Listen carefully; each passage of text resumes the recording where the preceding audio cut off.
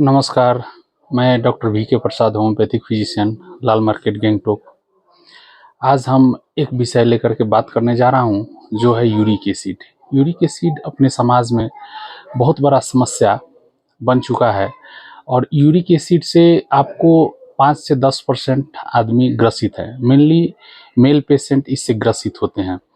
Uric acid blood में एक component है जो लॉन्ग टर्म ब्लड में जमा नहीं होता, वह लोअर बॉडी ज्वाइंट में जमा हो जाता है। मेनली ग्रेड 2 ज्वाइंट में जमा होता है, जहां रेडनेस, हीट, स्वेलिंग हो जाता है और सीवियर पेन होता है उसमें। यूरिक एसिड अभी हमने आपको बता चुका है कि मेनली मेल पेशेंट में देखा जाता है। अच्छा, अब बताते हैं कि ये जमा होता कैसे है, बनता कैसे है। जैसे ब्लड में हाई प्रोटीन होता है, हाई ब्लड प्रोटीन जब ब्लड में होता है, उसके बाद वो मेटाबोलाइज्ड हो करके प्यूरिन्स में बदल जाता है। प्यूरिन्स ही यूरिक एसिड में फिर बाद में कन्वर्ट हो जाता है। अच्छा, इसका सिम्टम्स क्या है? होल बॉडी ज्वाइंट इन्फ्लेम्ड, आपको होल बॉडी ज्वाइंट में इन्फ्लामेशन, पेन हो सकता है या पार्शियली जैसे नी ज्वाइंट में हो सकता है, या शुरुआती है तो आपको ग्रेड 2 में भी पेन दिखाई दे सकता है, केवल ग्रेड 2 में। यानी ये पैर का जो बड़ा अंगूठा होता है, अंगूठा का जो ज्वाइंट होता है, मेन ज्वाइंट, वो ज्वाइंट में इन्फ्लामेशन और पेन हो सकता है। या धीरे धीरे वहाँ से होकर के आपका दोनों नी ज्वाइंट कवर कर सकता है, ये ज्वाइंट कवर कर सकता है, इधर रिस्ट ज्वाइंट कवर कर सकता है। ये सब मेनली ज्वाइंट कवर करता है। उसके बाद आपको जैसे ये सब ज्वाइंट हुआ, ये सब बाद में कवर करता है। अच्छा, उसके बाद आपको इसमें दर्द के साथ साथ जलन भी हो सकता है, वहाँ हीट भी हो सकता है।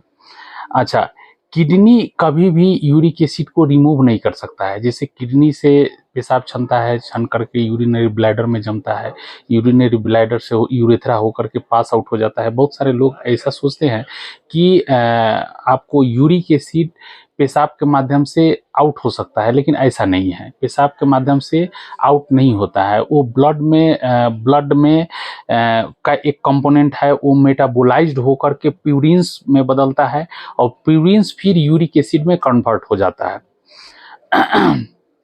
अच्छा, रिस्ट्रिक्टेड डाइट इसमें क्या है? जैसे नॉन वेज नहीं खाना है, रेड मीट खाते हैं, मटन खाते हैं, बीफ खाते हैं, तो उस कंडीशन में आपका समस्या बढ़ सकता है।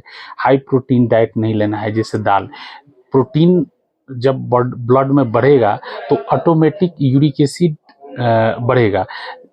जैसे प्रोटीन अभी हमने आपको बताया है, प्रोटीन, हाई प्रोटीन ब्लड में जब हाई प्रोटीन होगा, उसके बाद मेटाबोलाइज्ड वो प्रोटीन होगा, प्रोटीन उसके बाद प्यूरिन्स में बदलेगा, प्यूरिन्स के बाद यूरिक एसिड में कन्वर्ट हो जाएगा। इसलिए आपको प्रोटीन वाला सामान नहीं लेना है, अल्कोहल नहीं लेना है, अल्कोहल का उपयोग नहीं करना है। एलोपैथिक मेडिसिन इसको टेम्पोररी आराम देता है, लेकिन परमानेंट सॉल्यूशन नहीं है।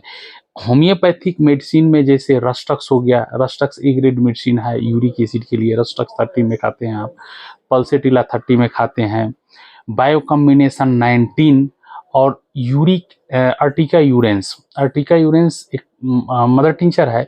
इसका प्रयोग हम देखे हैं कि बहुत अच्छा इसका रिजल्ट मिला है मुझे। जैसे रस्टक्स 30 में, पल्सेटिला 30 में, बायो कॉम्बिनेशन 19 30 में और अर्टिका यूरेंस आप सुबह शाम इस्तेमाल करते हैं, तो इससे 90% केस परमानेंट क्योर हो जाता है। आप इसको खा सकते हैं, या ज़्यादा इससे रिलेटेड आपका क्वेरीज है या समस्या है, या ज़्यादा समस्या आपका बढ़ गया है, तो आप डायरेक्ट भी मुझे मिल सकते हैं। मैं लाल बाज़ार डीसी बिल्डिंग में प्रैक्टिस करता हूँ। लाल बाज़ार ग्राउंड फ्लोर में आएंगे, नीचे साइड में एक बिल्डिंग है डीसी बिल्डिंग, वहाँ मेरा होम्योपैथिक क्लिनिक है। वहाँ आकर के आप डायरेक्ट मुझसे कंसल्ट कर सकते हैं। धन्यवाद।